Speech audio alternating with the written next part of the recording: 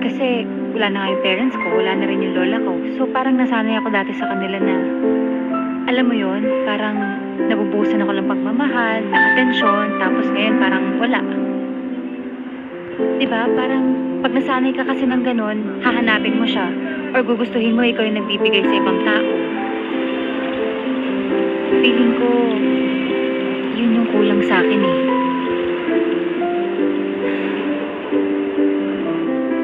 Ako rin may sana. Ano yung sana mo?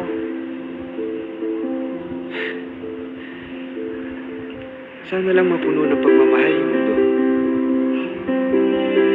Hindi na matapos.